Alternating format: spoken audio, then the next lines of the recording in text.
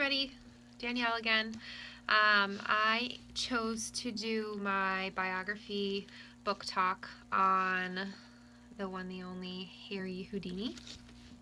And I chose two different books, and so I'm just going to give the bibliography information about both of them.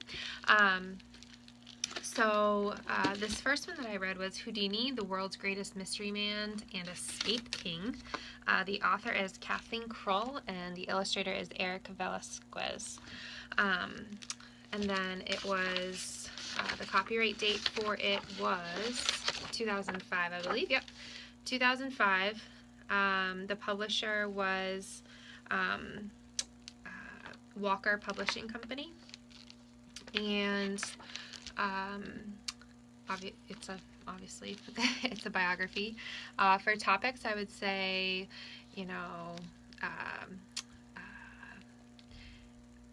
magician, tricksters, I'm blanking on the word that I wanted to use, but anyways, it was pretty cool reading about him. This was more of like a story book. No, I guess not story, but it was more written. It was more of like the basic general overview of Harry Houdini. Much like, I feel like the Rosa Parks story that they were talking about in our other assignment. This one definitely could have used more expansion between the facts, like reading in between the lines and expanding on the information that was given to us in this, but it was still well written. This was one of the ones that was recommended to us in our textbook. I'll get to why it was well written in a little bit. The next book that I chose, again, was a little more detailed, but it's Harry Houdini, The Legend of the World's Greatest Escape Artist. The author of this one was Janice Weaver, and the illustrations are by Chris Lane. I forgot to say, in this story, the first one, the illustrations are, I guess, what would the style be? Kind of impressionism. You can barely tell. Some of the pages you can't really quite tell what their facial expressions are, but they're not real pictures. Whereas in this one has actual real pictures, and I'll get to talk about a little bit about what's all involved. But so this was copyright 2011, and the publishing company was Abrams Books for Young Readers. And again, topics: magician, magic,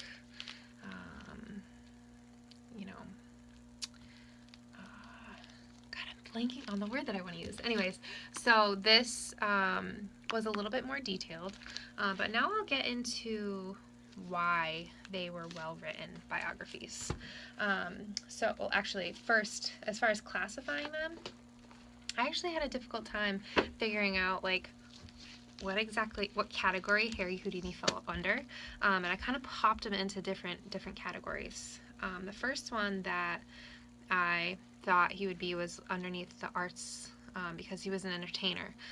So kind of he did some acting. So I classified him under there, but also people who overcame tremendous odds. Just from his upbringing, the details that were given. He kind of had all the odds stacked against him, so I thought he could fall under there. And just his talent and what he did and what he's known for is kind of unbelievable, and he kind of overcomes odds all the time. And then just in other interesting people. But I think the main one would be, actors, entertainers, that category. This first one that I looked at, I wanted to classify it under picture book biographies. It is 32 pages, and that was something that I didn't know about biography picture books, is that they are typically 32 pages. I counted them. They don't have page numbers, but it's like, I think it was like 30. But then like the cover page and whatnot. So it ended up being around 32 pages. So I think this could be classified as a picture book biography. But getting to judging why these are good biographies, this story was definitely one to read if you wanted to get students into the world of Harry Houdini. Basic information. It gave a little bit of details, but in comparison to other resources that you could probably get, this would definitely be, just kind of like an overview. This story definitely went into a lot more detail about his family, about different things that he came across in his life, just historical backgrounds. It talks about I'm blanking on what it's called, but it talks about how he arrived at whatever it was before Ellis Island. Him and his family arrived at Castle Garden. Sorry, I blinked on that.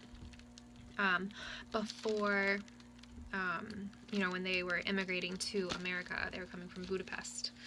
So it just kind of talked about like what Crystal Island was and just more of the information about that. Whereas in here, it didn't even talk about, it just said he moved instead of using the word immigrated.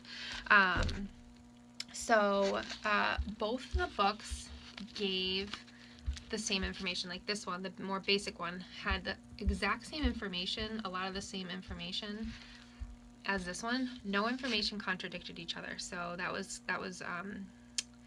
really reassuring for me when I was reading through the information. This one just, like I said, gave more information. This, like I was saying before, this story, the more detailed one, actually had a lot of primary sources in it. And it had real pictures, real photographs. So this one actually, really, really made you relate and know that he was a real person. Whereas as far as this one goes, like this one you could read through it and you could be like, is this a real person? Did this life really happen? But here, I mean, you have the primary sources, you have the documents, for example. In this story, it just said that he ran away from home, whereas in this one, it gave an actual postcard that he had sent to his mom. It's actually just like a piece of paper that he had sent to his mom when he was after he had ran away. Like where he kind of explained where he was going and what his plan was. So that just made me be like, wow, this was a real person. So the primary sources really helped bring that out, just like the authenticity of it. Neither of the authors made like blatant personal judgments about Harry throughout the books. At the end of the story, each of them kind of said what our textbook said, like his story, his life in itself speaks for the type of person he was. Now, I didn't go on and do any further research online or find any other books, to see if there was anything in between the lines. I mean, this one is really detailed, but as far as him, it showed, basic human struggles that he had, but somewhere, someone as far as like, Christopher Columbus goes, I mean, he had this whole other, evil side to him that was never exposed. So I don't know if he has a side like that. I would definitely want to go on and do a little bit more research just in case, but these two certainly didn't bring that out. But it didn't appear as if he was a perfect person either. He had to overcome many obstacles. So he was relatable in that sense. Both stories did a really good job of showing his success, showing the obstacles that he had to overcome in the way, on his way. So they just gave examples about how he was raised. He grew up in a poor family. He, and then he ended up being this, I don't want to say millionaire, but he had a lot of money for people in his time.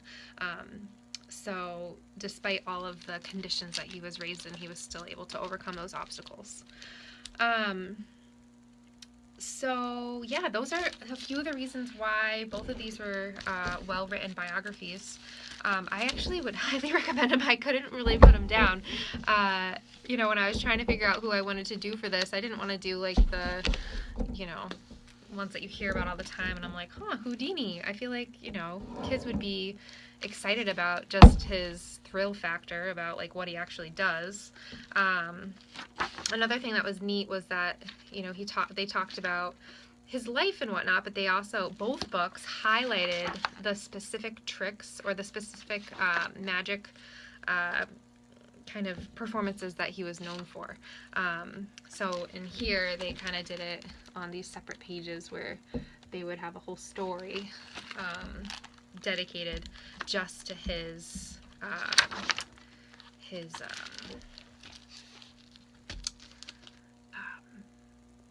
trick, or his magic. And then on this one, it would go a little bit more into detail on these pages, and they look different, so you knew that they were